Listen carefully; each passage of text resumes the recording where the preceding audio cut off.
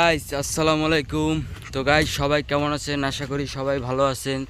তো আজকে আমি আপনাদেরকে ছোটোখাটো একটি কেলা বাগান দেখাবো। যেহেতু কেউ কেলা বলে থাকে, কেউ কলা বলে থাকে। গাইস কিছু মনে করবেন না আমার কথায়, ঠিক আছে? গ্রামের ভাষায় কি ওই তো যে যার যেরকম মন চায় সে সেরকম বলে। এই যে দেখতে পাচ্ছেন খুব সুন্দর একটি কলা গাছ, অনেক বড় বড় কলা গাছ হয়ে গেছে এখানে, দূর থেকে দেখাই। এই যে দেখতে পাচ্ছেন এখানেও অনেকগুলো কলা গাছ আছে, খুব সুন্দর হাওয়া দিচ্ছে। এই যে দেখতে পাচ্ছেন গাছে থোকায় থোকায় কলা ধরে আছে। এই যে কি সুন্দর একটি মোর্চা, এই যে কলা গাছ। এই যে এদিকে আরও একটি বিশাল বড় একটি কলা গাছ দেখা যাচ্ছে। তো দর্শক, এই যে দেখতে পাচ্ছেন এই গাছটিতেও অনেক বড় একটি কলার মোর্চা ধরেছে। তো এটার কিছুদিনের মধ্যে এখান থেকেও কলা বের হবে। তো গাইস আপনাদেরকে আরও দেখাই, এই যে সামনে একটি দেখতে পাচ্ছেন গাছ, তো এখানে একটু বেড়া দেওয়া আছে।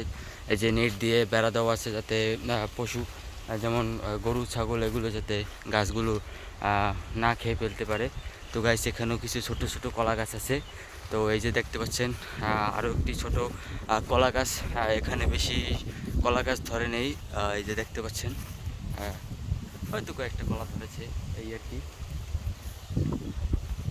তো গাইস এই যে দেখতে পাচ্ছেন আরও অনেকগুলো কলা গাছ আছে এখানে, অনেক বড় একটি কলার ইয়া আর কি। এই যে দেখতে পাচ্ছেন এখানেও অনেকগুলো প্রায় অনেকগুলো কলা গাছ আছে।